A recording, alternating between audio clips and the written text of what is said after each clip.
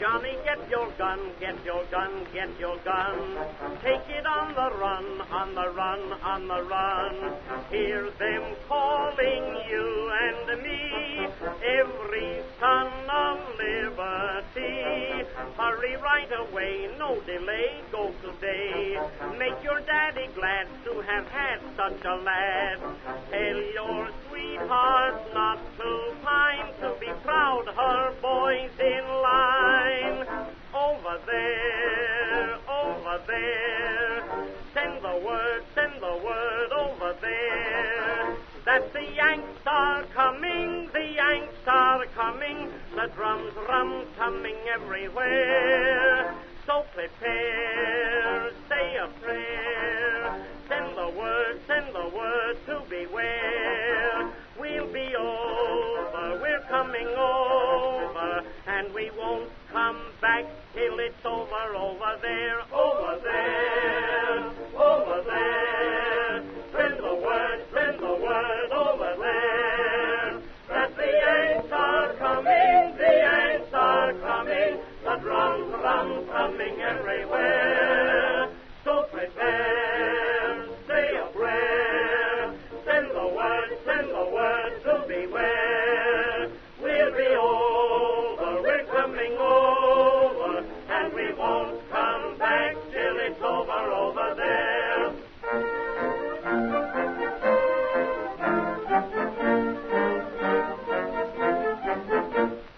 Johnny, get your gun, get your gun, get your gun. Johnny, show the Hun you're a son of a gun. Hoist the flag and let her fly. Yankee doodle do or die. Pack your little kit, show your grit, do your bit. Yankees to the ranks from the towns and the tanks. Make your mother proud of you and the old red, white, and blue. Over there, over there. Send the word over there. That the Yanks are coming, the Yanks are coming. The drum, drum coming everywhere. So prepare, say a prayer. Send the word to beware. We'll be over, we're coming over, and we won't come back till it's over, over there, over there, over there. Send the word over there. That the Yanks are coming, the Yanks are coming. The drum, drum coming everywhere. So prepare, say a prayer. Send the word to beware. We'll be over, we're coming over, and we won't come back till it's over, over there. All right, here we go. He has a purpose. It's not to put people to sleep. It's to wake them up. This country is in a revolution. They're sick and tired of what they're getting, and I happen to be lucky enough to be part of it. Fight all of this government tyranny. Pay attention, Dave. Compromise nothing. Grow a I've seen this fucking before. backbone and fight for liberty. That's our message. I'm glad to see the revolution is continuing.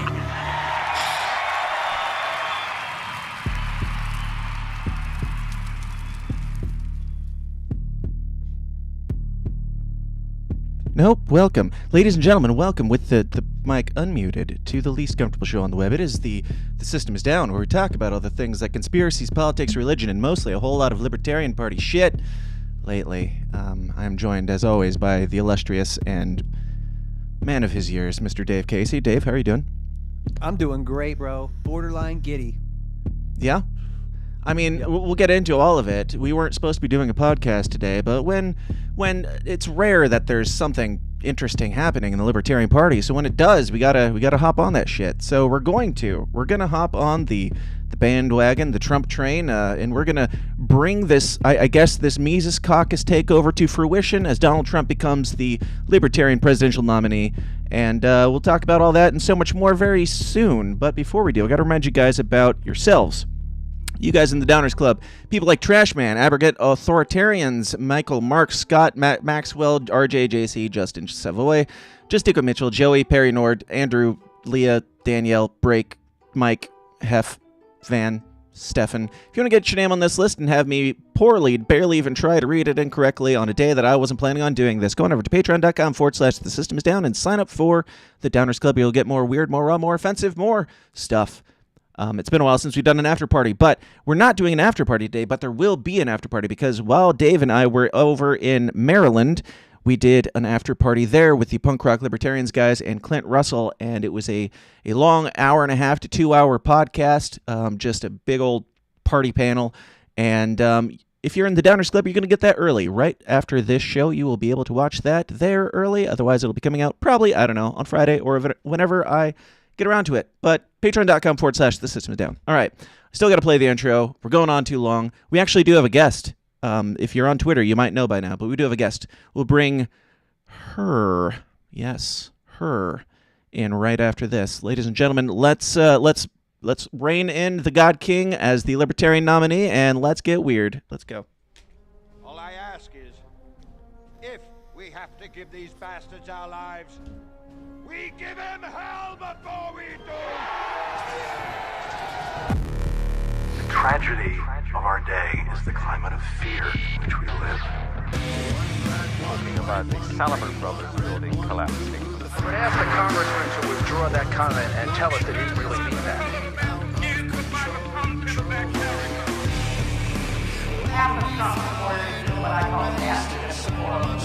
I don't know what I said. I did not have sexual relations with that woman. The Bible commands that certain people be put to death. Thieves were possessing weapons of mass destruction. 9/11 attacks were carried out by Al-Qaeda. Handle the truth. I remember that with that smoke. We are still here!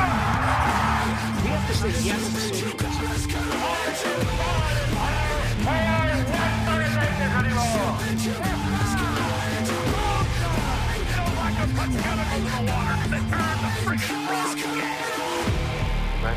No, tomorrow.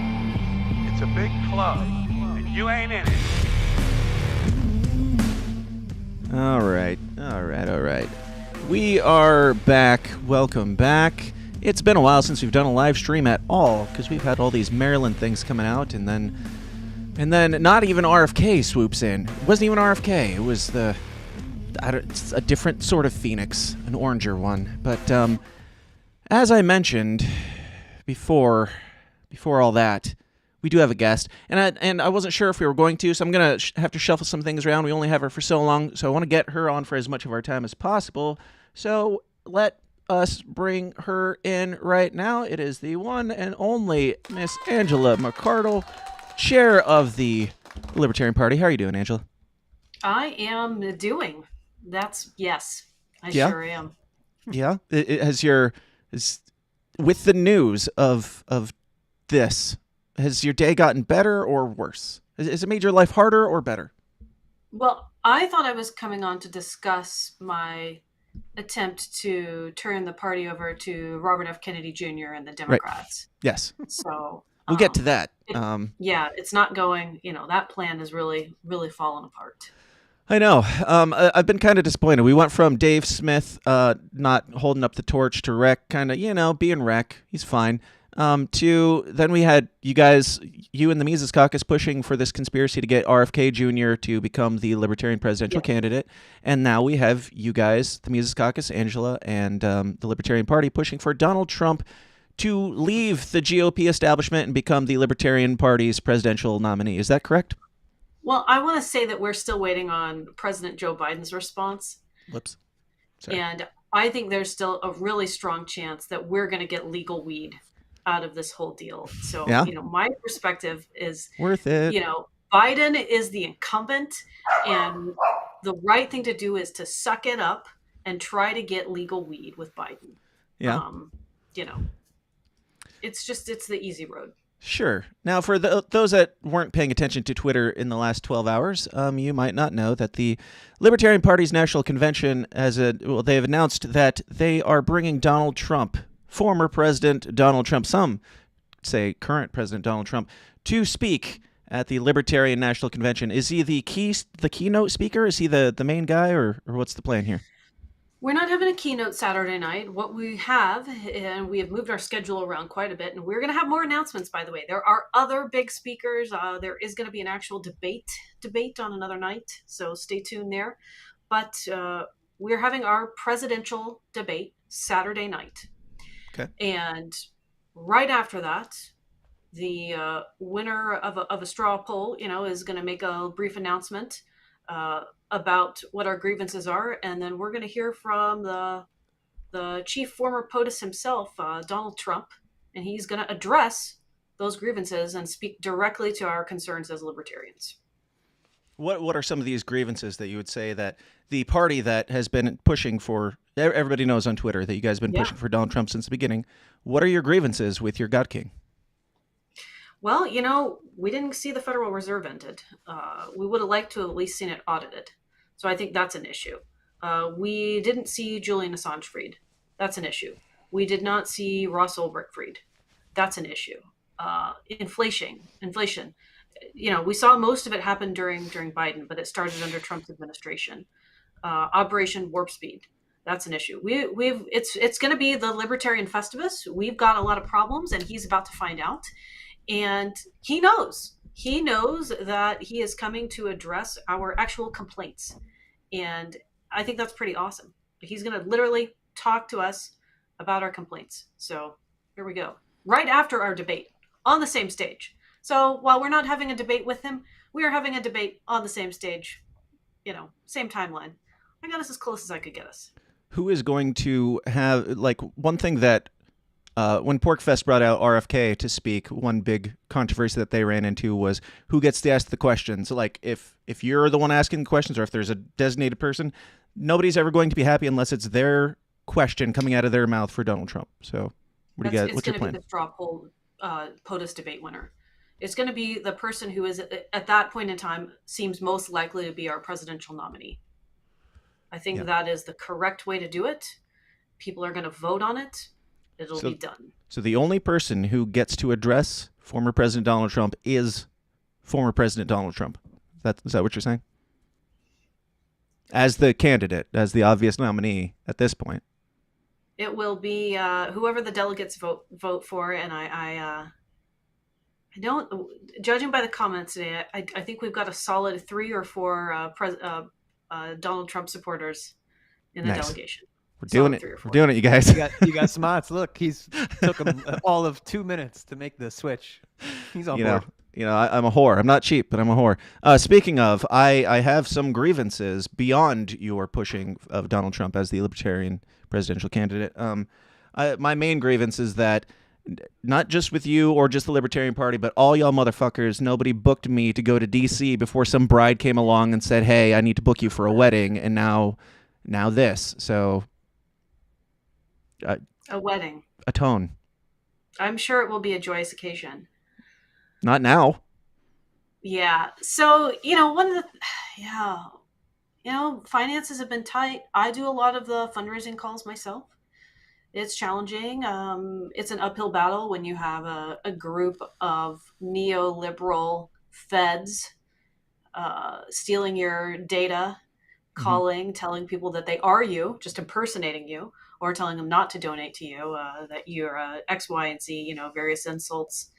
Tell me that doesn't help? That's not an effective marketing strategy? It doesn't help me secure the quality convention video guides, that I want far in advance. It makes it challenging. Now, this is the first time that this has ever happened with any third party, to my knowledge, and definitely the Libertarian Party, that we have a top dog from one of the other parties. That what is the value to Donald Trump versus the value to the Libertarian Party? How does that play in your mind? What are we getting out of it? He's gonna do appearances all over the country. He's gonna show up. He's gonna do his thing. They have the money to do that. They have the, whether the GOP likes it or not. I assume they will fall in line behind him, like they did last time, and we just don't have that. We don't have the financial power. We don't have the connections to to force any sort of confrontation, even though it's not a debate. And so by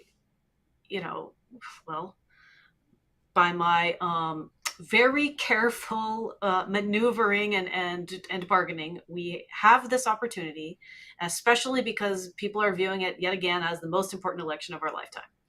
And the Trump campaign, and it remains to be seen on the Biden campaign. I'm playing nice because I want them to show up, and I imagine that Trump and his team wants Biden to show up as well. But Trump and his campaign team recognize the value of libertarian votes, of swing votes, of just, the protest vote in general. And they're trying to do whatever they can to connect there, to see what our grievances are. We are literally moving the Overton window in real time, and there are no commitments from us to do so. There's no secret backroom deal. It's not possible for me to give away the nomination. We are able to get our issues, our passion, liberty on the main stage here, and to make history. The party's been in existence for 53 years. We haven't gotten on the main stage. It's not going to happen. Yeah. Especially not after this year, because now no one even cares about debates anymore. It's wild, right? Debate me bro culture has gone way up, which I am a hardcore proponent of, by the way, and participate in myself. But debates on the main stage, no one cares anymore, because you could just go on Joe Rogan's podcast. You could go on Tim Pool. You could do whatever. So it's an absolute miracle that we've been able to pull this off. It's going to be hugely beneficial for our candidates who don't have the media star power, and much respect to them. And I have kept them in the loop on this, as best as I could, so that it wasn't like a shock. I didn't blindside them. I made a couple of calls at the last minute so that they wouldn't be shocked in the morning, and told them, I'm setting this up in a way that it's going to benefit you. But this is this is unprecedented, and it's gonna be helpful for them. Dave, you got any thoughts? Yeah, love so many thoughts. Can I get a minute? Mm-hmm. Yeah, thank you. Actually, before you do that, I did want to bring up something real quick. Go ahead. Gear it up, but I do have one. I saw one complaint about Angela online that I did want to bring up. Let's see here. She said our invitation to President Biden still stands, and this one gentleman online said, "I knew it. The Mises Caucus and the Libertarian Party have been courting Joe Biden all along. I knew it." What say you, Angela? I gotta get that sweet bag, man. If he's not going to do anything else for us, I think Joe Biden's going to give us legal weed, and I'm excited. Yeah, I'm excited for that legal weed. We've got the left administrative to offer. state run wild. We've got, he was openly in support of vaccine mandates at the federal level, but fuck it, weed.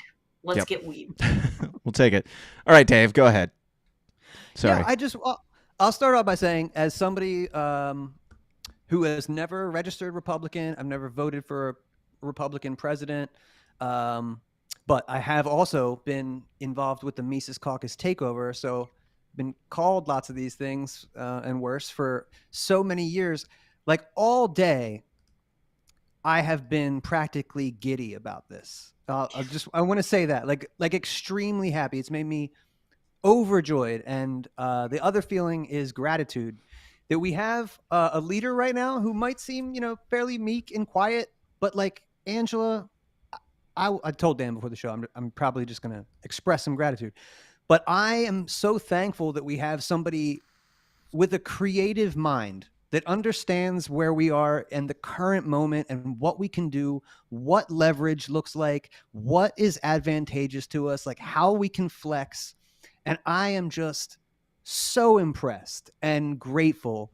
And I knew, of course, and I'm sure you did too, that there would be rees coming from everywhere, from good people and shitty people alike, that just, I've seen people from the Lobert left to the Libertarian Institute reeing on Twitter about this.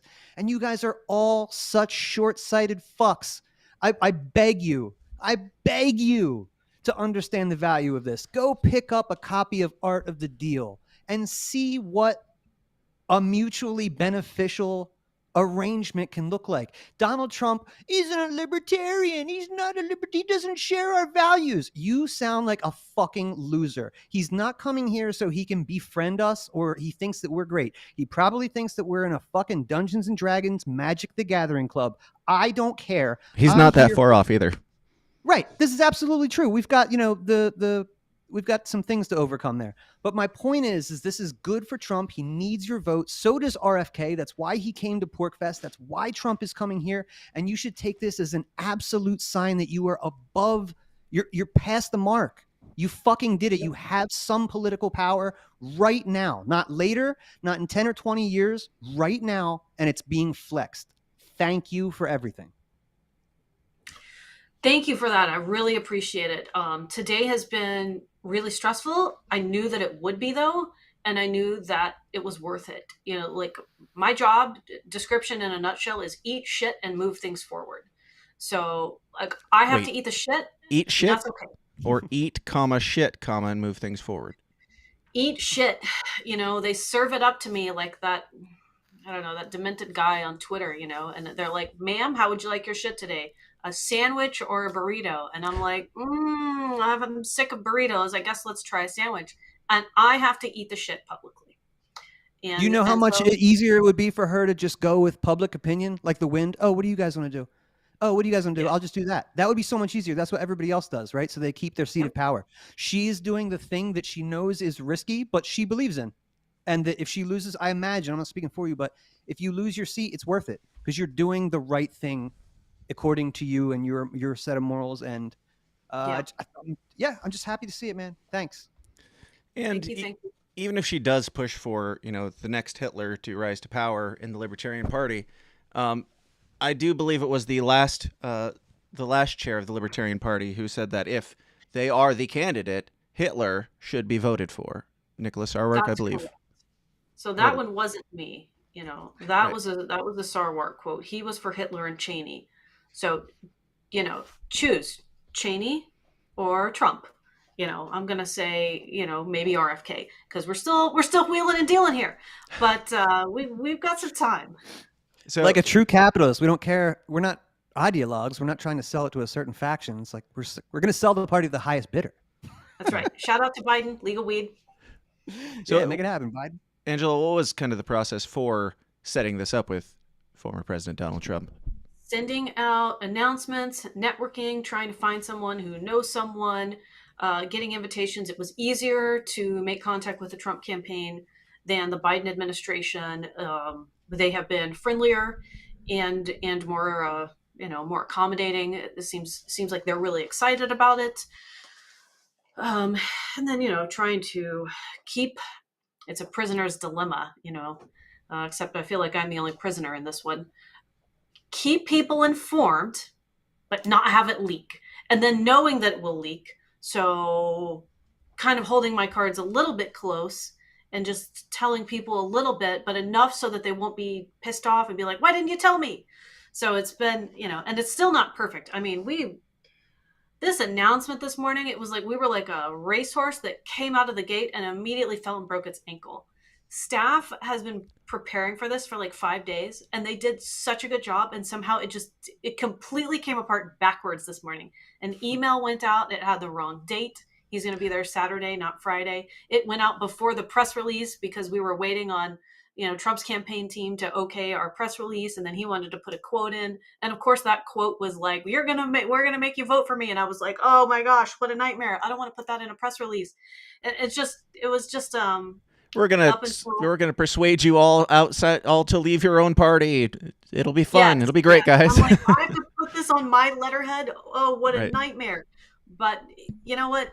I just was like, just let it rip, a tweet. And then the tweet was deleted. And I was like, why do we delete the best tweet? And then they were like, well, because it has the wrong information in it. And I was like, fine. Which tweet got deleted? Screaming internally. What tweet got deleted? Oh, just an announcement tweet. Okay. It's just because there was the wrong date in it. So the team, I didn't follow it closely enough. I just heard through the screeching in the void. Yeah. I heard the echoes, and I was like, somebody calls. It's podcast time. And I saw that there were some some shirts that went out, and rumor has it they were removed. Oh my gosh. Is So true? there was merch that was supposed to be like satire joke merch that got released without my okay.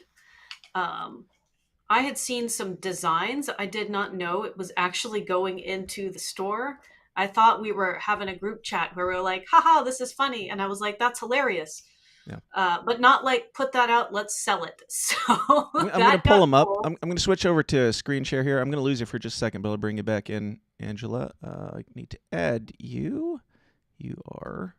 Oh my God, I love it so much. I just fucking love it so much. Yeah, so we've got they're not available. We yanked it. I'm gonna make my own. IP is not a libertarian concept, so if you like these concepts, they'll be real easy to rip and sell them in your own store. Because I think this is kind of brilliant for people to show up to Trump speaking at a libertarian thing and have like fucking free Ross with Trump's hair on it. Like it's a great troll on him. I mean, it was a really funny concept, and I think like we have really incredibly talented staff. Yeah, but. Next time we'll get in writing an approval from me before we do any merch about somebody. That's another candidate. But is again, the quaff the torch? Is it the? Do they use that the has torch? been the complaint I have heard from people fucking for 4 love years. It. For 4 years, people have told me it looks like a golf tee wearing his hair. Amazing! Oh my God, so great. Now I left this up too.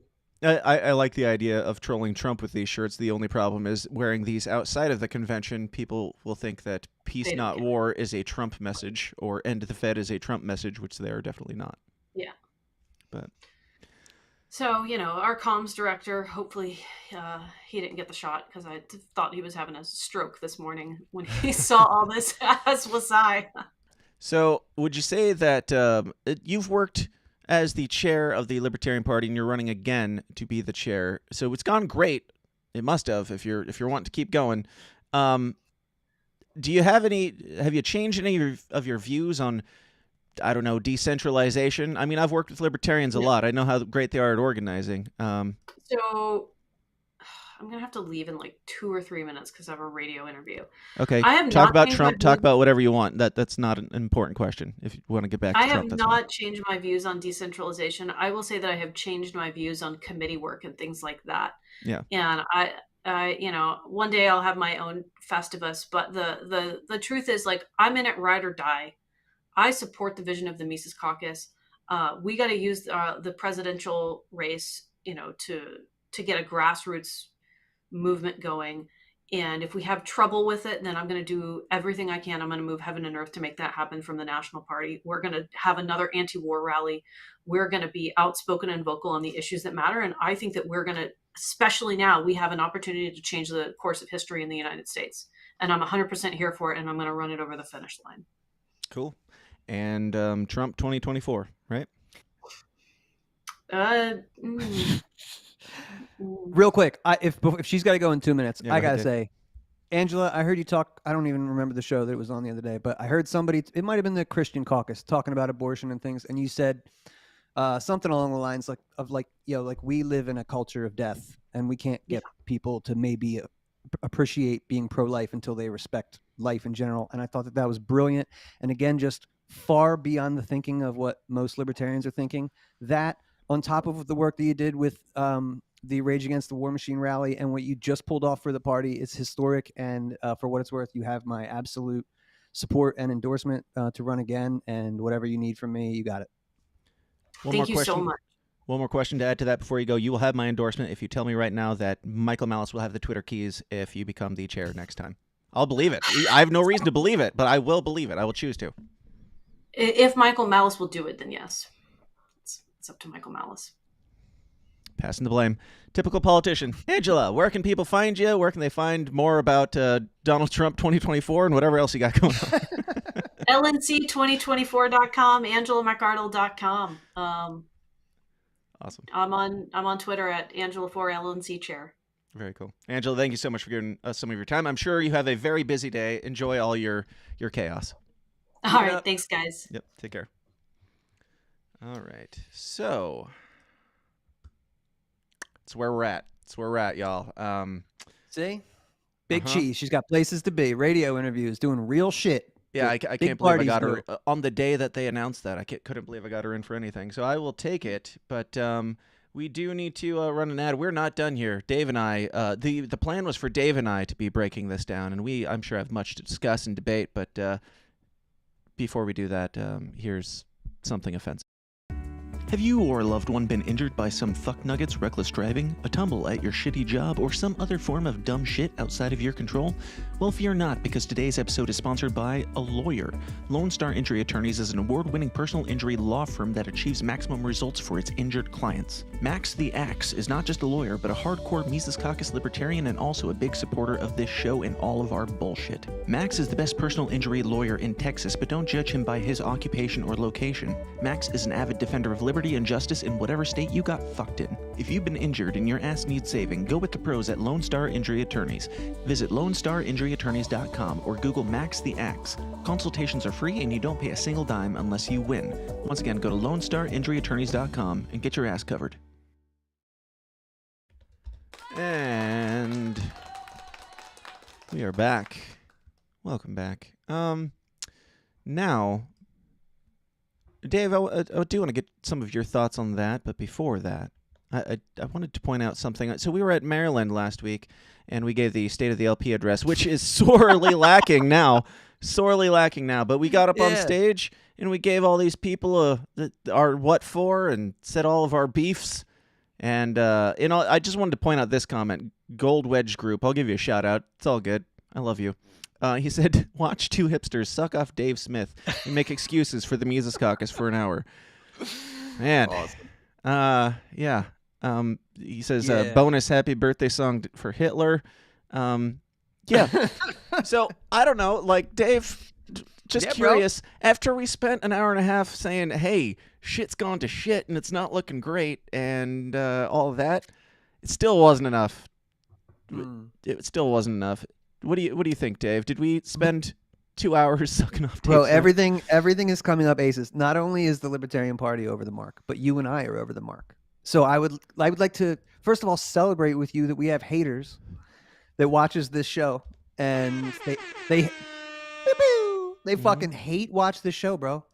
To see if we might say anything complimentary about another libertarian. Like that's the dream, I think. That's that guy I don't like, and they talked about him, and I didn't like that they didn't agree with me when they talked about him, so they're bad. Again, yeah. I'm giddy about it.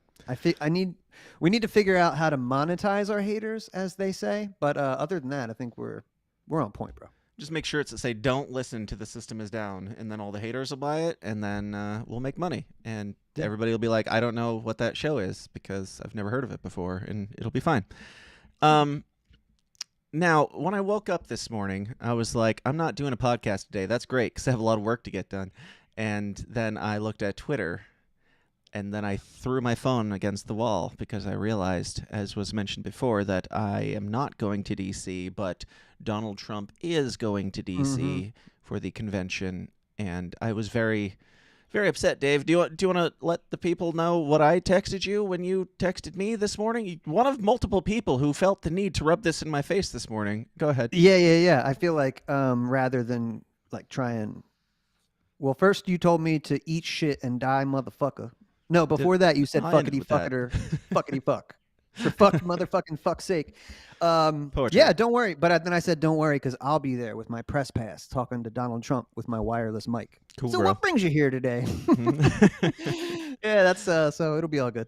That's great. I'm glad we do have you and whoever else covering it, because I will unfortunately not be there, but it does need to be covered. And as much as I would love for it to be me, I just selfishly, I want to see it happen. I want to film it happen, but I mostly just want to see it happen. So if somebody can get it, I know C-SPAN will cover it, and I'm sure we'll have infinitely more press than we've ever had at our convention, so it won't be hard to find, and I will be watching it as I drive between wedding ceremonies and wedding receptions on Saturday. So thanks, guys. Thanks for being the go-get-'em party. It is really tragic. You should be there for that. You're, the main documentarian, and this is kind of history in the making. So, yeah. It's true. We'll have to make it work, bro. Yeah. Anyway, I'll be the winner. Anyway, I just want y'all to feel bad for a second. Now we can move on. Let's read through. I do have the official post from the Libertarian Party. I guess they went through a couple drafts that were posted and unposted and reposted, but this is what I saw. President Trump to address the Libertarian Party concerns at National Convention, May 25th. Washington, D.C., May 1st, 2024. The Libertarian National Party, the party of principle, announced today. I like that they felt the need to put in the party of principle right before announcing that they're bringing Donald Trump to be their basically keynote speaker. Announced today. Hold on, let me get Angela out of here. We don't need her anymore. Where's my spot?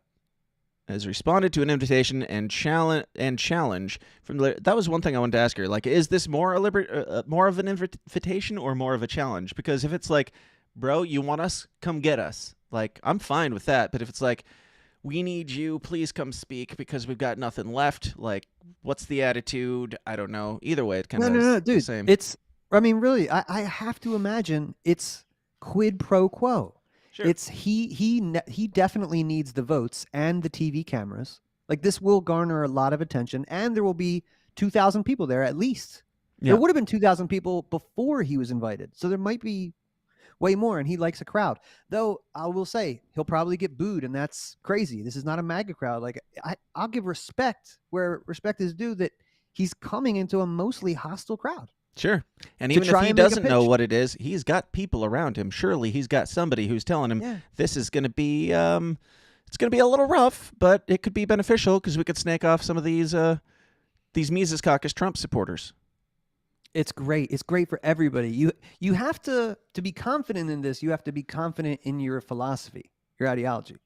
If you are and you can articulate it, you should not worry about like votes being pulled off and stuff. It's just, that's silly, man. We have just as much to gain as he does. Yeah. Now, reading on, it says, he's going to speak May 25th in D.C. Members of the Libertarian Party will share a list of their top 10 issues with President Trump in advance of the convention, hoping to make an impact on the policy positions of a past, possibly future president. Angela McArdle states, for 50 years, we've been trying to get our candidates on the main stage with majority party POTUS candidates, and we've finally succeeded in bringing one to our stage. We will do everything in our power to use this incredible opportunity to advance the message of liberty. Now, with this, like the idea that everybody's just screeching that obviously this means that they're trying to push for Donald Trump to benefit from this, like we're not getting anything out of this, it's just to help Donald Trump. Where else were we going to get the opportunity? Like, basically the same argument that I was making about like RFK and Vivek Ramaswamy at PorcFest. Even if there is like a gun-free zone, like what other opportunity are you going to get to ask RFK any questions that have to do with libertarianism? It's not like the mainstream media that, even though they hate him, they're not going to be pushing him on, like we're pressing him on honest issues. They're pushing him on dishonest issues.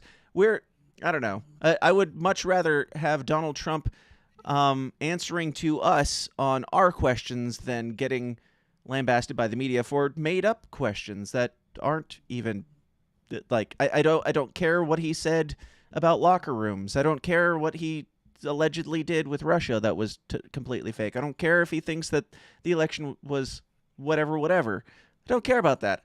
I have much more pressing questions, and I hope that the Libertarians and the Libertarian Party and whoever gets the presidential nominee, who apparently is going to be the one asking it, which I think is a brilliant move because that makes it basically a 10-question debate forum between whoever our nominee is and Donald Trump. Like, take that opportunity as quite a win. If Donald Trump can snake any people from the Libertarian Party to vote for him, then they weren't going to do anything for us to begin with. Like the one or two voters that are swayed by one more Donald Trump speech, like we haven't heard Donald Trump speak before, if they were that much on the fence, then what difference did it make to begin with? Exactly.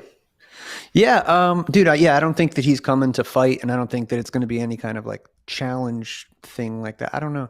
I could be wrong. But I think that's a pretty great deal for us that, I don't know how they come up with the 10 questions, but I think we're doing some fundraising off that too. So they'll, through democracy, we'll come up with 10 great libertarian questions, grievances for one of the most popular presidents, probably the most popular president of my lifetime.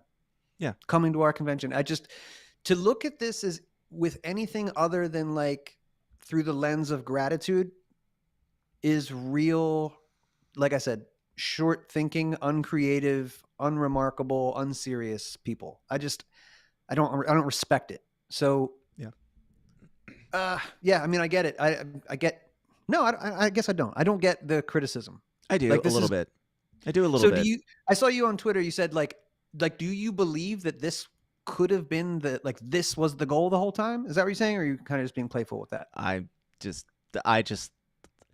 now, after I threw my phone at the wall because I knew that I was going to be missing it, as I was doing my daytime whatever that I needed to do today, it started sinking in more about how much joy it brings me, just the chaos of it, because you know me. And like, there is a part of me that understands the criticism, and if I were like more deeply invested in some of the party politics and stuff, it kind of is a bit of an overshadow, kind of like what we saw at Porkfest, where you've got 3 Libertarian presidential candidates or 3 or 4 in a debate happening over here, and then over here is Vivek Ramaswamy with like 25 times the amount of people, and then RFK with like 100 times the amount of people. It doesn't make us look great that we're bringing these people in and they're completely like overshadowing anything that that our guys are doing. But does that say more about them or us? No, it says everything about us. It says that we are at the kids' table perpetually, and the more we go, if you say something like, oh, the Libertarian Party is helping Trump or like elevating Trump, like, guys, Trump is going to be the next president, regardless if you have a fucking convention or not. Right. You know what I mean? So you can, you can eat off that ecosystem a little bit, right? And help and make it work for you a little bit.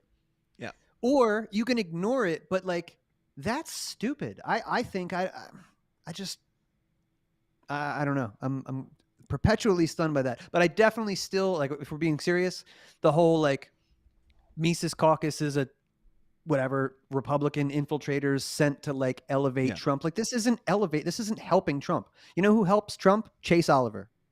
That guy will take, and if anybody's going to take votes away from the Republican ticket, it's Chase Oliver. Yeah. Or maybe Mike Termott. It's not going to be a fucking radical libertarian. Sure. That's not going to do it. So that in and of itself is a stupid rumor. And this thing, if people want to play with that, like, oh, this was it all along, that's stupid too. Now, why do you think a radical libertarian is not going to take any votes away from Trump? Like, Trump is like, I mean, he's more libertarian than Joe Biden is, which is still not saying much, but like, because if they're going to take votes away from somebody, if somebody's like, I don't like Trump's personality or, you know, border walls, maybe they vote for Jacob Hornberger or I don't know.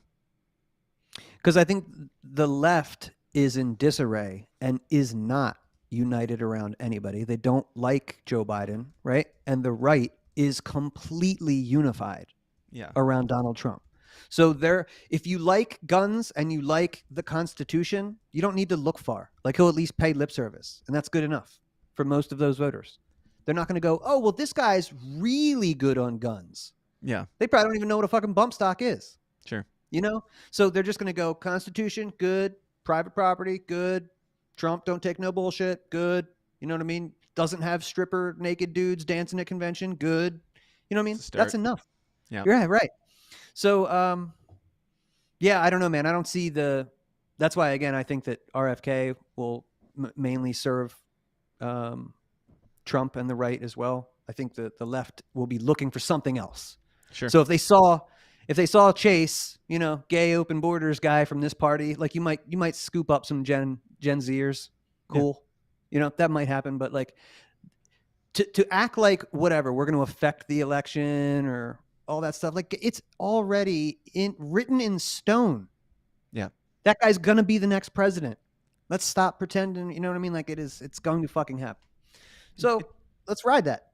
To be perfectly clear, since you asked, I guess that I should acknowledge it. I do not think that the Mises Caucus took over the Libertarian Party in order to get Donald Trump elected. Those were all jokes at the beginning.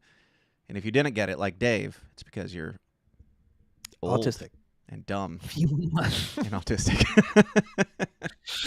I don't forget you made those Vermin Supreme commercials. You could still be infiltrating on behalf of those fucking I dorks. mean, yeah, like, and for the same reason that I supported Vermin Supreme, I'm in favor of Donald Trump shaking shit up. I was in favor of RFK shaking shit up at the convention. Like, I want to see the sparks. I want people to be challenged. Like, if you can't handle Donald Trump, like, big personality, yes. Not a whole lot going on in the head, though. If you can't handle him showing up and asking your sea of autists, like, if him coming there and saying, vote for me because I'm the clear choice, if that's what scares you, then what is your party? What is the point of your party? If, I don't know, like, do you think that if Donald Trump doesn't show up to the Libertarian National Convention, that every single person at the Libertarian National Convention won't hear what Donald Trump has to say already? Do you think like it's going to change anything at all? The people that are there because they're really heavily engrossed in the like most minuscule details of politics. They're the Libertarian delegates for the fourth, if you include Independent Kennedy, fourth largest party, and they're still there grinding as delegates. They've done their research. They know who Donald Trump is. He's not presenting any new information that's going to shake them out of it. I don't know. It's hard for me to not think that we are benefiting infinitely more from this than Donald Trump. But again, I do understand why some people are like, it seems odd. It seems a little odd. Of course, nobody's really saying that. They're saying, I'm a liberal now. I can't be possibly a libertarian because you guys are Nazis, and I'm going to leave the party. So, like, okay, well. This is all part of the like icing on the cake. That you get to clear out all the worst fucking people from the party without doing any work, just by inviting that guy, and that I think that's part of my giddiness. That's part of why I'm so happy because I can hear the faint reason in the background. I try to not enjoy that too much, not too much Schadenfreude, right? I don't want to like infect my heart. Yeah. But that is tough, man. And I will say this, like I'll say this right here, right now, bro. Like, you guys got some real thinking to do, because I did not think that this would be possible, that this is happening right now. We're having this discussion. So you got some real big boy I would have been surprised if we coming. got Ron Paul to come back to the Libertarian National Convention, let alone Donald Trump coming. If anything might make Ron Paul definitely show up, it's this, or like, RFK show up. Like this could open up all kinds of cool doors. But when it comes down to it, this becomes a challenge to Joe Biden. Even this becomes definitely a challenge to RFK, who's been flirting and then bounced. Like it. And I don't know about you, man. I know that lots of libertarians and lots of people that I really enjoy and respect, like they're going to vote for the Libertarian no matter who. Yeah. And I'm not that guy. If you guys fuck this up, then I'll go look elsewhere. Ooh, shit. And if Trump, who I didn't vote for in 2016 and I didn't vote for in 2020, if he puts up somebody like Vivek Ramaswamy, or maybe like Tulsi Gabbard, both of these people are awful on a couple things. But then the Libertarian goes and puts up Chase Oliver, or a fucking lifelong public servant cop in Mike Termott. I'm going to give you guys the finger, just like I gave the duopoly the finger and you get that fucking fuck you vote when you vote third party. I'm going to get that fuck you vote to you because you will have deserved it. So get ready for that. Okay, I'll be loud about it. I will vote for Trump, and it will feel good. I might need that fucking sugar rush. Look, he's going to have to earn it, and the Libertarian Party is going to have to fuck up. But if that happens, if you disregard rec, or you put up some vaccinated fucking open borders loser, eat shit. Eat shit. That's not Angela's fault. That's not Mike Heiss's fault, your fault, my fault, maybe a little Dave Smith's fault, but not even his fault. It's the people that won't do the fucking work. So you can have it, like if that's how it turns out. But I'm not just like locked into voting Libertarian. Yeah. Come woo me, Trump. I hope you bring Vivek and announce there. Oh my God, shake it up. I would love it. Absolutely. No, not absolutely. I don't necessarily agree with everything that you just said, but because I do take a little bit less cynical of a look at this. No matter who the Libertarian candidate is, as you and I have discussed many, many, many, many times at this point, no matter who the Libertarian candidate is out of our current lineup, I don't know how much is going to be accomplished. Like, nobody has the Dave Smith numbers. It was going to be hard for me to, after Joe Jorgensen, it was going to be hard for me to get excited about a Libertarian candidate again. And Dave Smith was hey, this could be a thing that could actually get us some attention. A bunch of guys stepped up. I say good on you all for giving it a shot. None of you have respectfully risen to the level that excites me. Having Donald Trump come to this, he's not trying to run. He's not like trying to swoop in like RFK was and take our nomination. He's got a party that seems to be very much in support of him, so I'm not concerned about that. Having Donald Trump come is like the next best thing, and I know that that's going to be clipped out of context and taken incorrectly online, that Donald Trump is the next best thing to Dave Smith. But I mean, just as far as like, Dave Smith wasn't going to be elected president. He might have gotten the nomination, then he would have gotten a bunch of eyeballs on our party and gotten a lot of message out there. Whoever the nomination is at this point, even if it is a Chase Oliver or a Jacob Hornberger or a Mike Tremont, whoever it is going to benefit handsomely from Donald Trump showing up to their convention and saying, hey, everybody look over here for a second. Because we weren't getting that otherwise. We weren't getting any of those eyeballs. We were getting another debate between 5 guys who have debated 50 times at this point. And I have nothing against any of these guys personally, but they weren't going to get the eyeballs that even a Dave Smith would. And Donald Trump's got a couple more eyeballs coming in than Dave Smith even would. So I think this is a win. Even if it was Joe Jorgensen as the nominee, it would be a win for the Libertarian Party to say, hey, we've got enough clout at this point that the fucking feds are sniffing around. RFK Fed's been sniffing around. And now Donald Trump's willing to come speak. Like, we don't really lose anything. We just gain a whole lot of attention, and whoever is the nominee gets to be the first nominee on stage with Donald Trump, or the first Libertarian nominee on stage with a GOP or DNC main candidate. First time ever. So I'd call that a bit of a win. Yeah. And if you're like, I had a Meacock call me earlier, and we're like, oh, like this kind of like, it just looks like this could be, reaffirming all the things that everybody else thought. And, I don't want it to be look like that we're in. Yes. I understand that. I do understand that. My advice to this person was, shut the fuck up. Don't ever put yourself in a position where you feel like you have to defend Donald Trump. The correct thing to do right now is to watch people flail about like fucking dorks and losers. Just wait. Just wait. Just wait sit and there watch. and yes. Just do that. I already saw like Josh Equals. I will never call myself a libertarian today. Fantastic, he said, bro. I am a liberal. It's like, thank you for finally coming around and realizing what we've all been telling you. You took it as an insult before, and you're like, I am that thing, actually. Okay, that's fine. It's fine. Yeah. You go do We're that healing, thing. dude. We're healing. People don't understand, again, to Angela's credit, people don't, like, I'm sure it was very exciting at the time. Oh, the takeover, she's like the captain and everything. It's like, well, you're also the figurehead and responsible for like course correcting. So like, I have a whole lot of sympathy for like, the first couple years and, like whatever, money donations went down. We lost like some members and, some of the big Prague donors left and stuff like that. And they made a hell of an effort to like keep people away.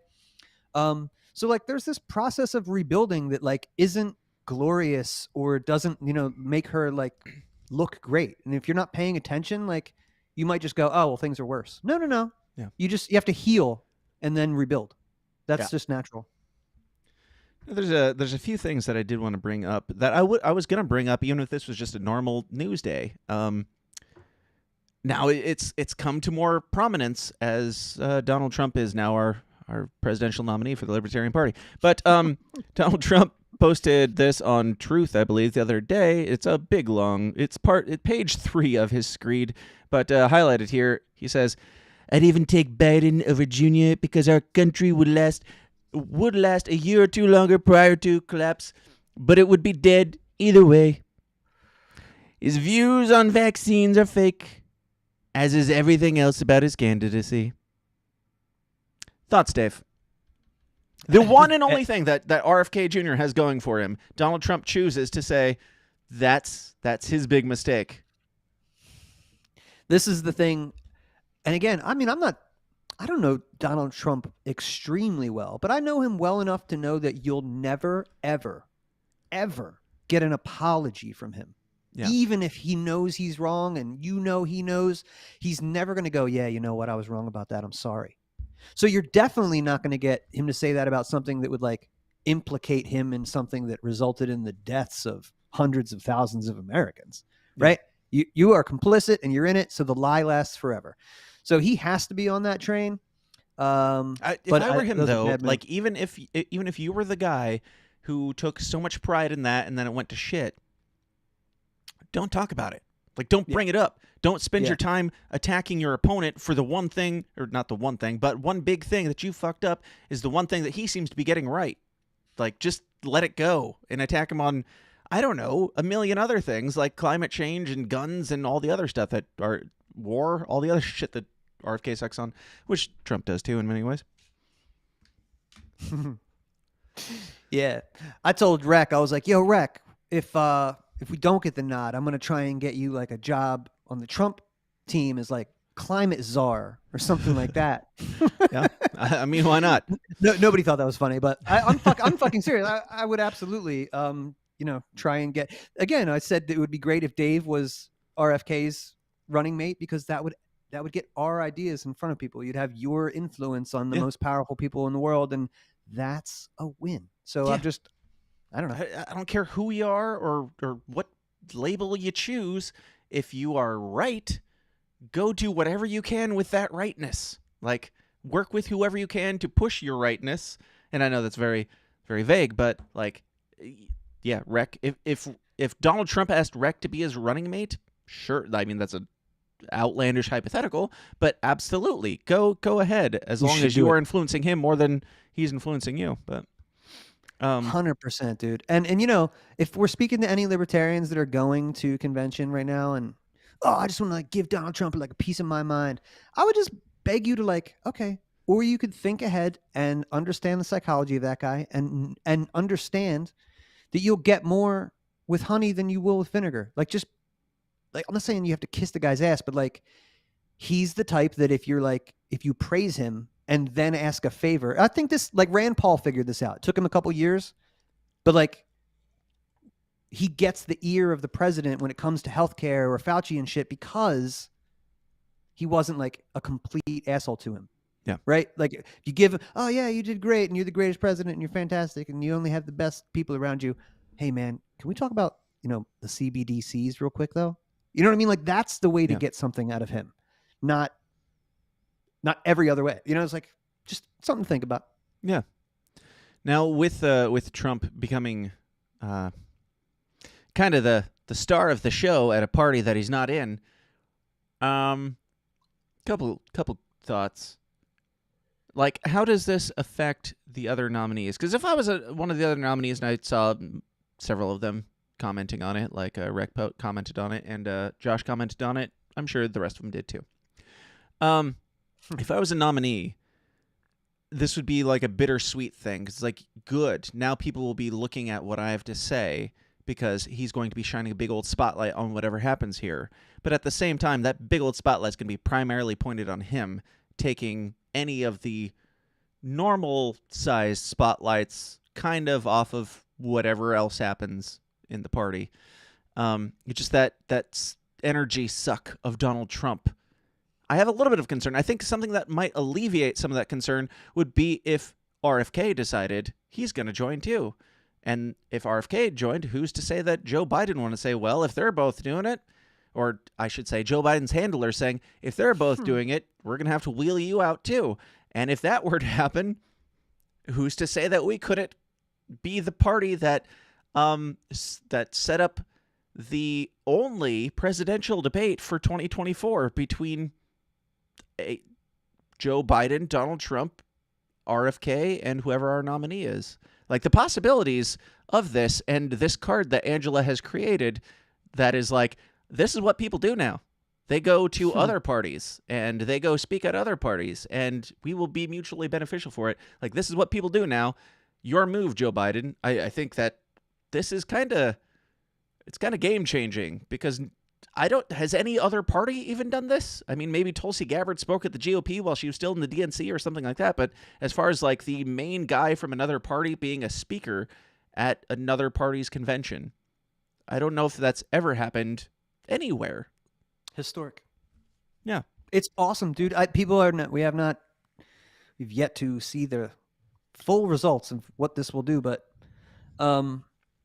so as libertarians, we're praxeologists. Like we understand that we make decisions based off, like what's good for us, right? So like what's beneficial for you? I saw Mike Termott tweet about this. He retweeted the Libertarian Party's, hey, Trump's coming, blah, blah, blah. And he said, both the DNC and the RNC should invite me to speak to their conventions, or are they the ones who should be afraid? So let me explain something Mike. to you. Let me explain something Mike. to you, sir. I love you, Mike. It's not it. They're not Mike, scared. They're not scared, and there's nothing in it for them. Right. There is no reason to invite you to come speak at a DNC event or an RNC event. No reason. Yeah. So while that would be great for you, this isn't mutually beneficial like Trump coming to our thing. Like, I just think that that's funny. Like, of course, what a politician answer. Oh, you afraid to hear my gold New Deal? It's like, bro, no. Let him Nobody speak. knows who you are. Let him speak. God. Oh, when I talk about like unserious people and uncreative people, like these people who would run his shit or like think like this, you're never going to think outside of the box to do something creative enough like Angela just did. Ever. It would have been another 50 also, or 100 years. Irene is an angel. Yes. I love Irene. I love Irene. She's one of my favorite libertarians.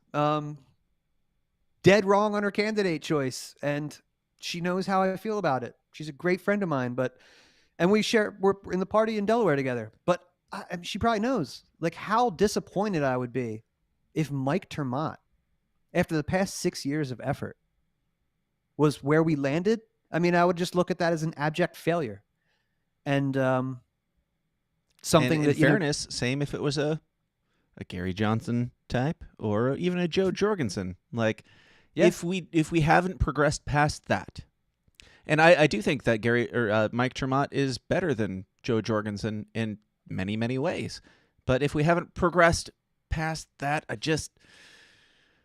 it's not even that I'm mad. It's just maybe a little bit, but it's like I'm not excited. Like, I'll be over here. You guys can do your thing. If you want to keep doing the same type of thing, that's fine. I'll be over here. Not even mad. Go ahead.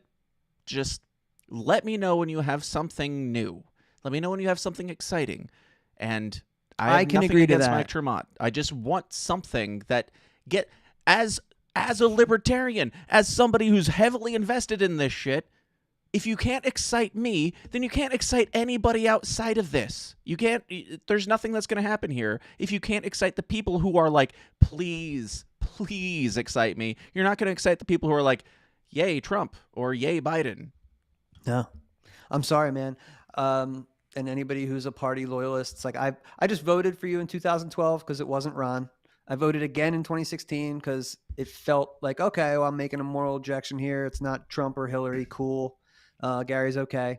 And then I was like, okay, well, that's 8 years that have passed. I'm kind of like looking in the party. I was like, all right, I'll participate so that I could try and get this to do what I want it to do. Yeah. That's another 4 to 6 years. It's like, well, if after that amount of time, I can't make it do anything that I want to do, then at best, I'll be where you're at, where I'll try and keep my mouth shut. If you put up some fucking awful candidate, I'll try not to make fun of you. I'm not saying I'll keep my mouth shut. I'll probably still criticize, but I'll be like the Jason Stapleton of last year who's like, I've done this and it's not working and I'm going to be over here doing my thing and I'll make fun of you when you're wrong. But yeah, I understand how these people get to this point. I know that you have never really been into this part, but you won't get any more of the political stuff from me. You won't get me going to fucking county meetings. You won't get me giving a shit about fucking talking about politically organizing. I'll check in 4 years when you put up another candidate. If we can't do this right this time, I'm telling you, that's the difference between me and I hope, my people and like the old guard, where they would defend this house no matter what. If they're a house of shit, right? Because they want the club and the power, like power, like the social club or whatever. Their you can have it back. volunteer You can have work it back. power, their Yeah, I title do that not they put want on a it. business card and get no pay for. Yeah, I do not want it. You can have it right back, and you can make it as fucking gay as it once was. I don't care, but I hope that doesn't happen. I hope we can do something cool. I don't care about vote totals. That's not what I'm talking about. I'm talking about doing something true and good that you can be proud of, and maybe, Dan, a little excited about. I hear your concern there though, but I'm excited today, man. Just throw something in there. I'm excited for the Trump. chaos, bro. Like, yeah, I'm excited for it. Like I always say, like I like the chaos. Yes, it is entertaining. It is for entertainment, but that's what makes people pay attention. Brings some of the chaos, and also it not only brings attention and makes people pay attention, it challenges us to actually think about what we're doing here. Like Amy Lepore said at her speech, like it's great. It's real cute to argue about bylaws while the world is burning down. Like I have no problem with you guys doing the bylaw stuff or doing all the business. I'm not doing it. I wish you the best, and I hope that you do it well, if it has any value at all. If it doesn't have any value at all, then please stop doing it. But it's just like, where does the LARP end? Where is the cutoff point for, are you adding anything to anything, or are you just doing the thing that we are supposed to do because we call ourselves libertarians and this is what libertarians do? And Angela is not doing what she's not doing the thing that is expected of a Libertarian Party chair. But she also is. There's been a lot of complaints.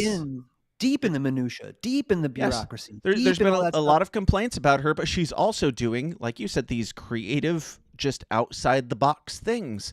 And it's Hail Mary throwing shit at the wall and seeing what works. And I respect that even more than balancing a budget at this point, because when the economy collapses next year, who cares about the fucking budget? Like, what did you do? How many waves did you make while you were here?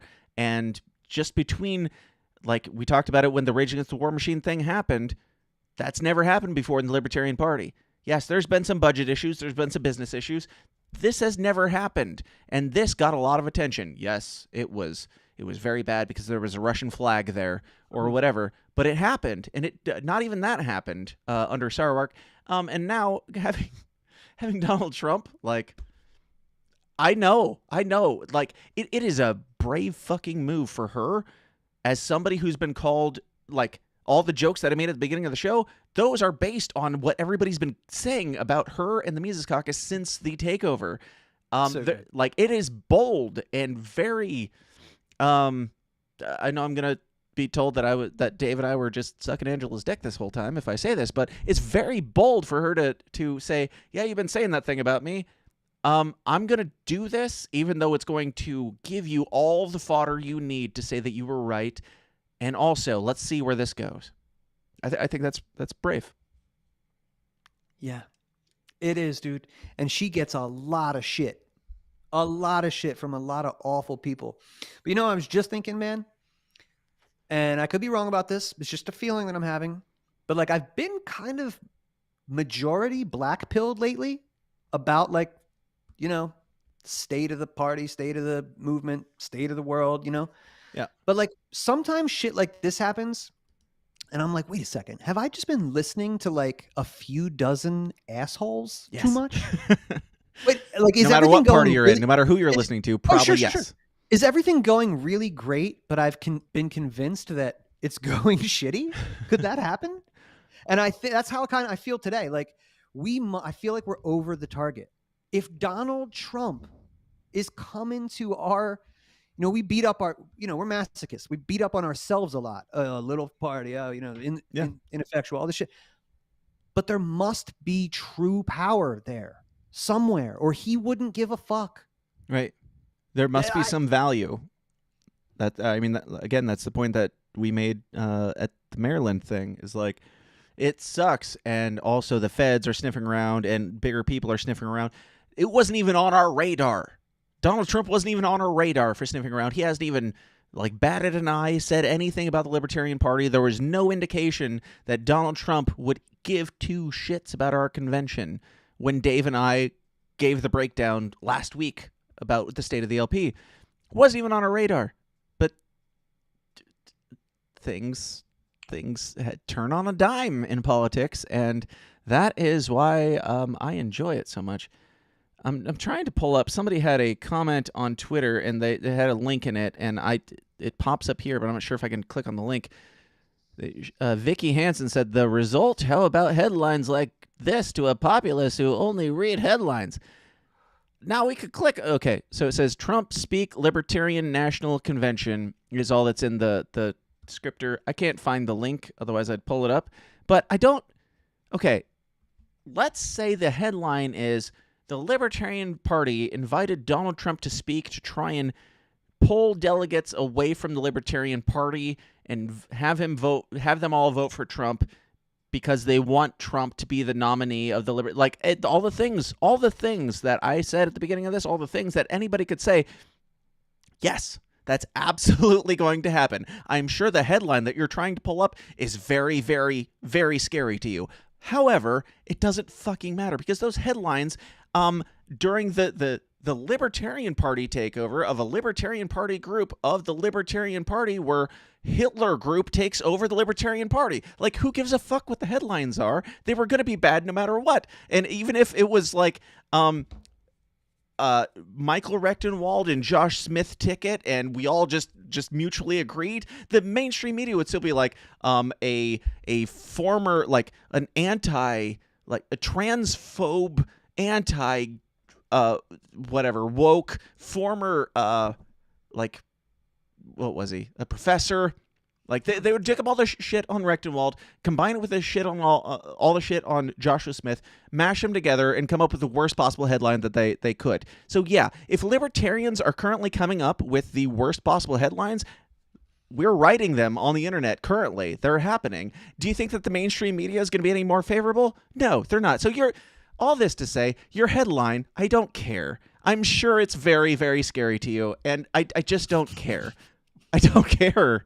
Like, bring the fun. And if Donald Trump convinces you to vote for him, then that's on you. He's not going to convince me to vote for him no matter whether he shows up at my convention, the Democrats' convention, or even a Republican debate of any kind. It doesn't matter. I'm not voting for him. So, yes, right. Thank you, mainstream media, for writing smear pieces about us, because that's been the only thing that we've gotten as what's his name? John Brennan? Is that the guy, the CIA guy, who was like, since Joe Biden got elected, the very first thing out of his mouth was, we're keeping an eye on all these people, like the libertarians, the white supremacists, the nationalists, the this, the that, even libertarians. That's been a thing. It's not going to change. And if they're writing bad headlines about us, Dave's right. We're over the mark. So thank you for pushing me to the point of where I came into this being a little bit skeptical. I'm in agreement on Dave, because libertarians are scared of headlines still, and I don't know what to tell you. Yeah. Oh, man, what will everybody think? What will everyone think of us? Well, first of all, no one was ever thinking about you. Yes, they're thinking about you for the first time ever. Good job. Yeah. Good job. Yeah. Exactly, man. And, just to real quick to talk about Biden and stuff, I see some people in the chat like, oh, well, she invited Biden too. And, that was cool. Angela is smart and she is savvy, and she is also a praxeologist. And apply that to Biden and what's in it for Biden to come. Biden's not coming. Okay? Let me fucking tell you guys that right now. 99% chance that Biden's not coming. The only chance ever, like, there was 0 chance before Donald Trump said that he was coming. Now there's 99% chance that he's not coming. If RFK also dips his toe in, I think there's maybe a 98% chance he's not coming and a 2% chance he is coming. It's still next to nothing, but it's infinitely more than we were a week ago. I'll take your guess that the odds go slightly up if the 2 other candidates are there. But still, that's taking this at its face value that, like, oh, there is a competition and he needs to, that Biden is in it really, and he's going to come here and try and snag some libertarian votes. Like, that's just not going to happen. Yeah. I think this is going to be, I mean, look, I still believe that presidents are selected, and I think that AIPAC and all the other money interests want Trump, and Trump is the guy, and he's going to, they basically need to cover the spread. That's what the wiggle room is. So like, I think that's what the Democrats mastered in 2020 with their write-in votes and stuff. They covered the spread. If you're going to the fix is in, you got to have a way to like make it definitive. Yeah. And I think between scooping up the Libertarian vote and also having a strong independent bodes well for Trump. And this is all kind of still for show, but I'm here for the show, man. It bodes well for us either way if they're acknowledging, I think that RFK being even running as an independent, even though I'm not voting for him, bodes well for us because it breaks the two-party paradigm that we've been screaming about for the last forever. We've been saying we need another option, not just the two options. Then RFK comes in and we're like, well, if you're not with us, you're against us. Like, well, he is another option, and all this attention that we're getting is creating a fourth option, which is now us. And I love being thrown in a loop, dude. I can't wait. Yo, if the Libertarian Party fucks this up, fumbles the ball, and you can't put up Rec or Spike Cohen or somebody awesome, then I get to go.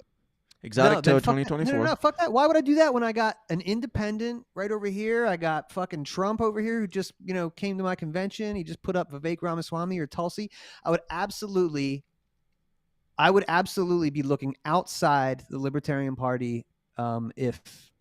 But Dave, your people have been doing that since the beginning of this Mises Caucus thing.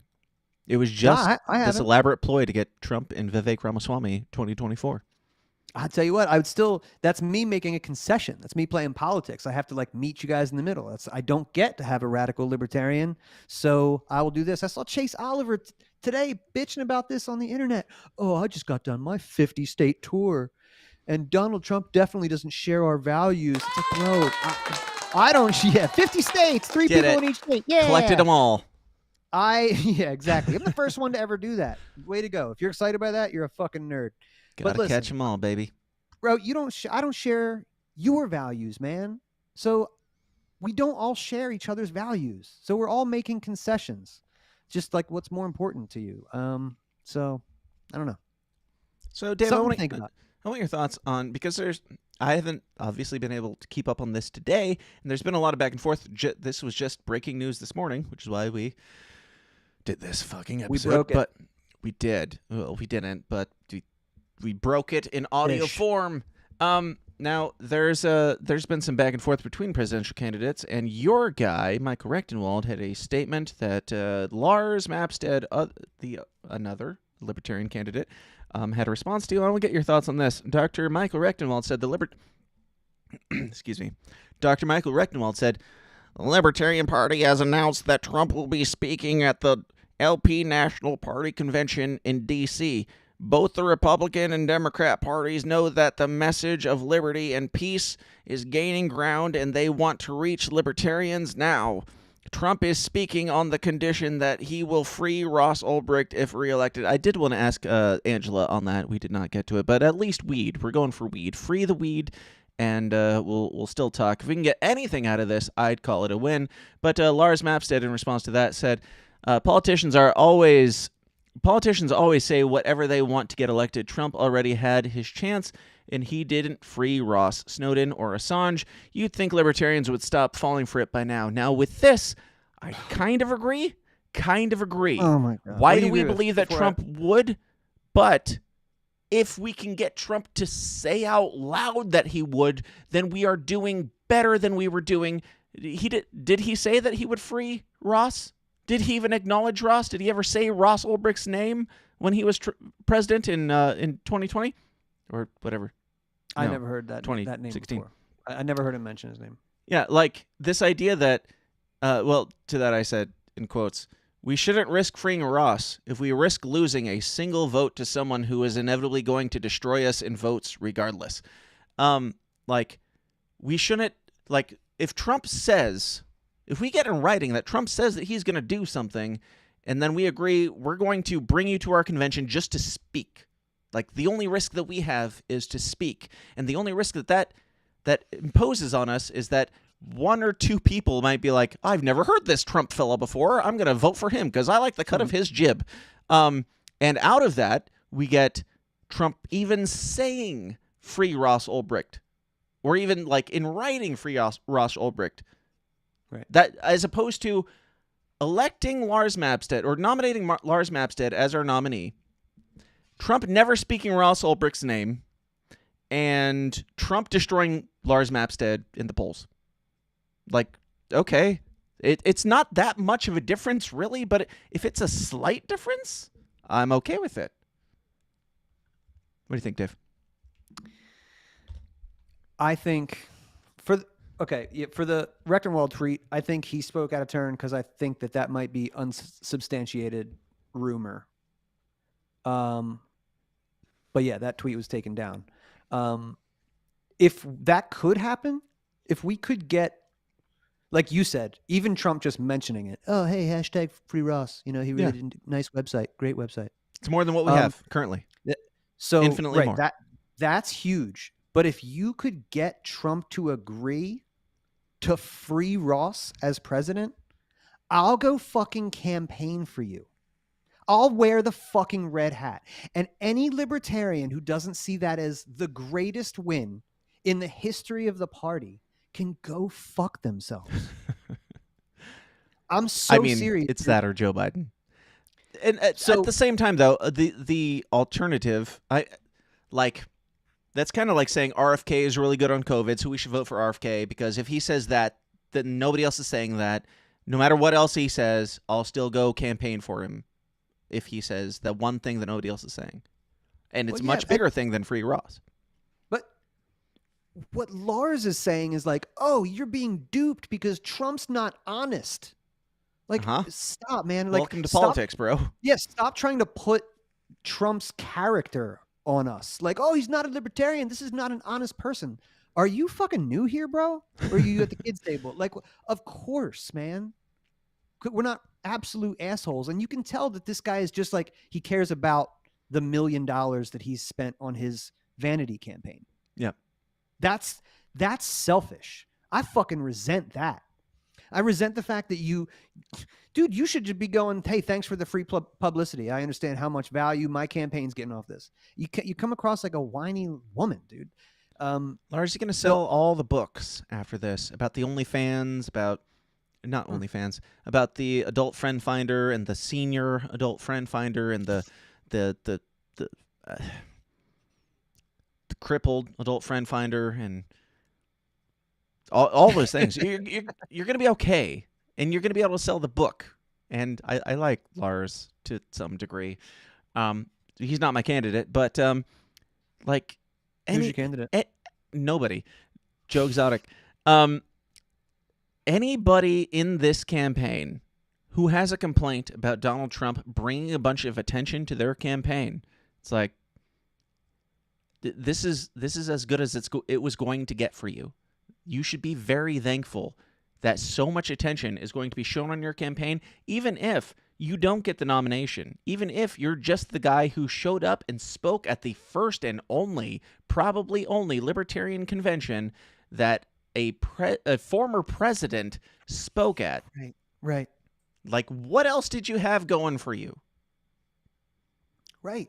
Say thank you. There's such an opportunity. Right. I mean, I'm going to get my motherfucking press pass. I'm going to be there in press row talking to anybody who's there. Yep. Trying to squeeze the most juice I can out of this. That should be the way everybody looks at it, no matter what their role in this whole thing is. That's what I'd be doing if I was there. I'd be like, fuck yeah, I'm not voting for this guy, and also I'm going to milk every second of this. Right. If you weren't booking, if you didn't have your ticket booked, you should. If you didn't have a wedding already booked, you should be there. You know what I mean? Like, this is exciting. And if you did have a wedding already booked, please just call it off. You guys weren't going to work out. It's fine. Right. It's over. Free me and let me keep your deposit. Let's make a deal. I'll keep the deposit and I'll go do that instead. Now, there was a thing or two more that I wanted to bring up here. I am going to have to go within the next, 10 minutes or so. But just fun stuff that I thought was noteworthy. Chris Christie had some thoughts on Donald Trump recently. It kind of reminds me of a lot of libertarians right now and their opinions on Donald Trump glomming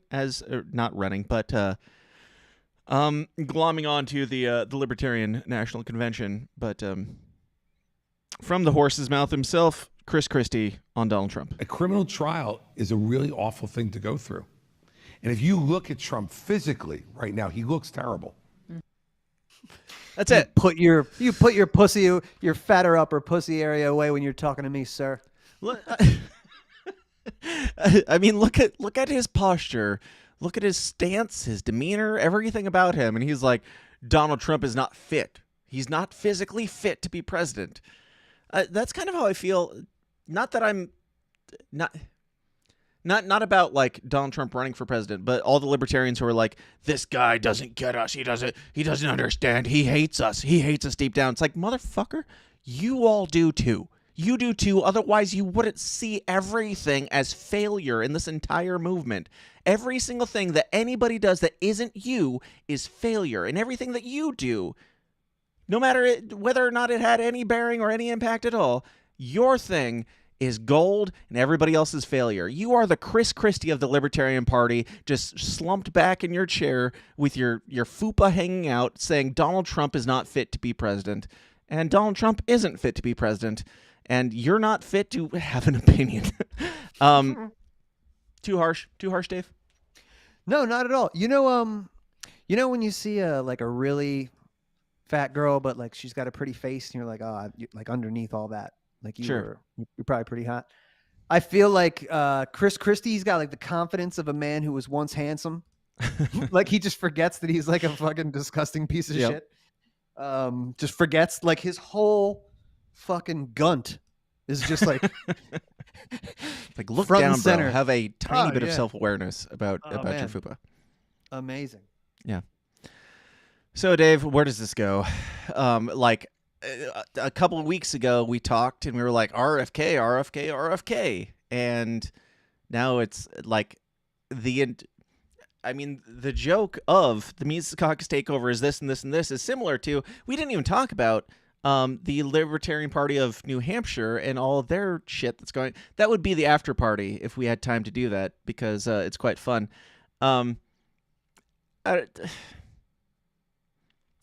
know. Where are we right now? We got the Libertarian Party of New Hampshire saying things that we can't get into it.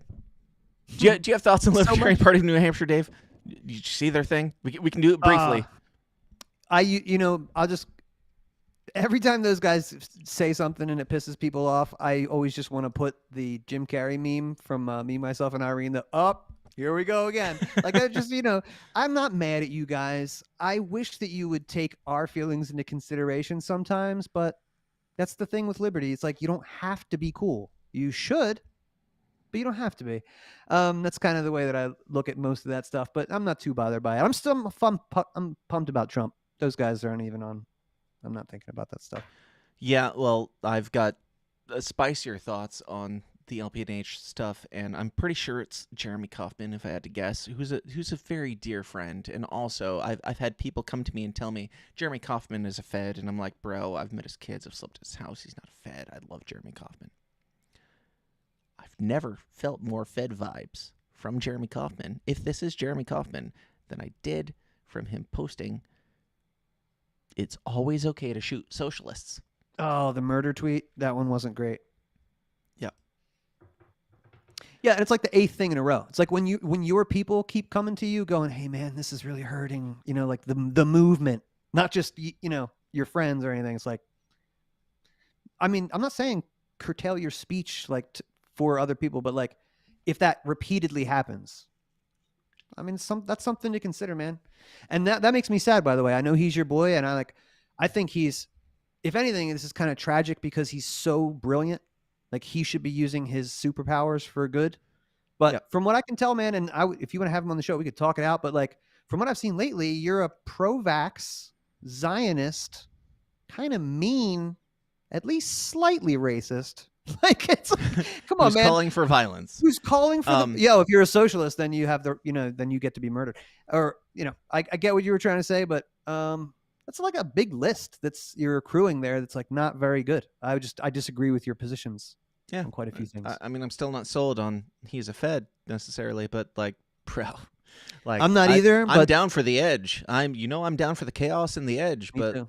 what you know exactly how that's going to be taken when you say just that first half a line on Twitter and calling for the that of any group of people based on anything. Yeah. I have friends who call themselves socialists. Yep. And so Kate and I, on the way back from Maryland, we got into a we have these, they're not arguments. They're like, let's debate this. We're both like debate club nerds, basically. And I brought this up, and it was some back and forth. It's like, at the end of the day, like, yeah, if there's somebody who their entire ideology is for the eradication of you, are you wrong to be concerned about them? No. But also, I don't know, like, calling for the that of any group of people. Basically, the point that we got down to was, did Ray Epps do anything wrong, Dave? Did Ray Epps do anything wrong? Because if you tell somebody to do something and they do it, is the person at fault? If Ray Epps tells people, go into the Capitol, and he doesn't go into the Capitol, whether he's a Fed or not, is Ray Epps at fault? Or is it completely on the person who is listening to whoever, Fed or not Fed? Did Ray Epps do anything wrong? There's two. Yes, of course he did. But so did the guy who listened to Ray Epps. So there's two people at fault. Yes. Sure, but is Ray Epps responsible? Like, if you had somebody come up and whisper in your ear, go run that guy over, and you're like, that's a good idea, I'm going to go run that guy over. Are you at fault more? Or are you at fault? Is the guy who told you to do that at fault at all, really? Like, at fault at all if you're like, yeah, that's a good idea, I'm going to go do that? I mean, this is like, you're getting a little deep here, but I mean, like, yeah, there's been people charged for murder for convincing people to commit suicide. Like, that's happened. Libertarian, like, baseline principle. If you told your woman to run a kid over and she did it, is she at fault, or are you at fault? Or are you both at fault? Are you at fault at all? She definitely is. And yeah, I would find out who I was being paid by to say that, and that would matter. Like, if that was a matter of public policy, if tax dollars were going to make sure about that, like, it shouldn't be illegal to lie. But if crime happens as a result of, like, you know, it's like FBI setting people up, the underwear bomber and stuff like that. If you're creating crime, yeah, I mean, yeah, I got a problem with that. So, I don't know exactly how to classify New Hampshire, the Libertarian Party of New Hampshire committed a crime in your book. By doing what? By saying it's always okay to blank socialists. I don't know if that's a crime, but as the great Spike Cohen would say, whether or not they're a Fed or not, if you see anybody encouraging that, just walk the fuck away. Because that's Fed-like behavior. And I would also add on top of that, this is kind of the behavior that I don't like seeing out of the Free State Project mentality, as if moving around a bunch of libertarians means that you're not somehow, or like, you could be surrounded by sociopaths and dickheads and assholes. That all share your political philosophy. Who cares? Like, I live in Delaware. I don't have, other than the Libertarian Party here, like, nobody in my life is a libertarian.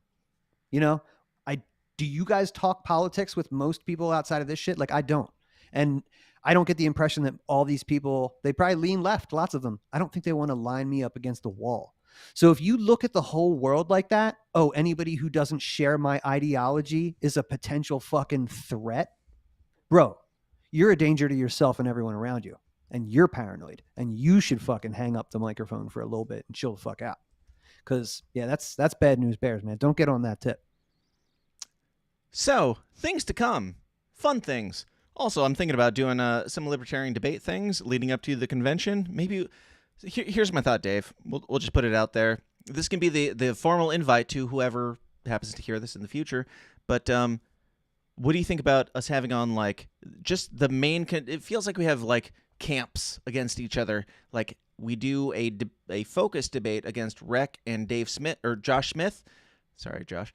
We do another debate between Lars and Chase, because because they're both kind of in the same camp. Then we do another debate of Jake Hornberger versus Mike Tremont, because they're kind of in a similar camp, and we split these things up a little bit further. I like how you package the candidates into 3 categories. The Libertarian Party I didn't candidates. mean to. It just works out nicely that way. No, listen, everybody. The candidates come in Neapolitan ice cream flavor. Starting over here, you've got the radical grassroots candidates, followed up by the corporate cops and the libertine degenerates. Which ones do you want? I don't know if, I'm totally down with that. Rec debated Josh on Keith Knight's show in October. That was great. To be honest with you, I'd be more interested in seeing like Rec debate Chase, or Rec debate Tremont, or Josh Rec debate Lars, or Rec debate. No. Like, get Josh, Hornberger. get Josh and none. Well, listen, Rec has gone harder than most of the other candidates have gone on each other, which I will say, you should all stop being such pussies and friends and actually discern, like, show the difference between you. So, bro, I put out a post. I made this cool little mix about it was Rex sitting right next to Tremont at the Colorado debate, and he goes, I don't think that anybody that fell for the propaganda or enforced the mandates, like, he's like, Tremont's right next to him. Really tapping his fingers there. I like your, yeah. I don't think that they deserve to be our standard bearer. And some guy retweeted it. He's got like 8,000 followers. He's like, oh, Rec is like really going off the deep end here. Oh, he's like going, totally uncalled for. I'm like, what kind of baby shit is this? This is like kid glove shit. It's not even like, it's not mean or false. It's not like an incredible request to be like, well, I don't think that our leader should have enforced COVID mandates. Like, I feel like I'm taking crazy pills, Dan. I know. And as you know, we could talk about this for many hours, and I'm sure we will. We'll have to do a follow-up. I don't know what's going to happen. This wasn't supposed to happen today. Definitely wasn't supposed to go on this long, but we've uncovered some new things. We've discussed some new possibilities in the libertarian movement and in the world at large. And I feel like the best... Okay, Dave, where can people find you first? You can find me on Twitter and YouTube. I'm going to bring my show back because there's lots of shit to talk about again. Mm-hmm. You can find me at TSIDpod on Twitter or wherever at Dan Smotz's are sold. But we have to get out of here. I have to go do family shit and real life stuff. I do have to end on the most important note. Dave, I need you to join me in this. Let's let Steve know everything that we're feeling right now, and get out of here. Yep, here we go. Hey. Oh my God. Oh, Steve. Tell me what's going on. Well, Steve, it's been a rough time. We've got Donald Trump as, I'm pretty sure, the Libertarian presidential candidate for the LP, and Angela McArdle and Michael Heiss have been acting. They've been colluding with Michael Rechtenwald. They were supposed to give it to RFK. And why about RFK? RFK was supposed to be there at some point. I don't know what's happening anymore. I can't keep my conspiracy theory straight because they're trying to get RFK and Donald Trump to be our nominee at the same time, and they've been pushing for this the entire time. That's it. Like, it's tough. It's tough to keep up with. It's really mentally exhausting. I was really pissed that the Libertarian Party did not hire me to come out to film the chaos, because I love the chaos. I thrive on it. It's not necessarily a problem, but I don't like that that everybody's so up in arms about Steve, don't cut me off here. Steve, no. Hey, I'm guys, checking in. Go sign up for the Downers Club, and you can get in 5 minutes you can get the after party, which is me and Dave, the punk rock libertarians, and Clint Russell at LP Maryland, talking about weed conspiracy theories, talking about, it was on 420, and the moon landing, and that was so awesome. By the way, this was we should have been, under normal circumstances, we would have just been talking about how great Maryland was the whole time, but what a day. But that was so fun. What a good talk. Good podcast. It was a great time. It's a great time. Thank you for coming out, Dave. And thank you all for being here. Thank you for being in the chats. Go join the Downers Club at patreon.com/The System Is Down. You'll get that right now. Otherwise, you'll get it in probably a couple of days. Until next time, thank you for being here. Thank you for listening to our screeds, and keep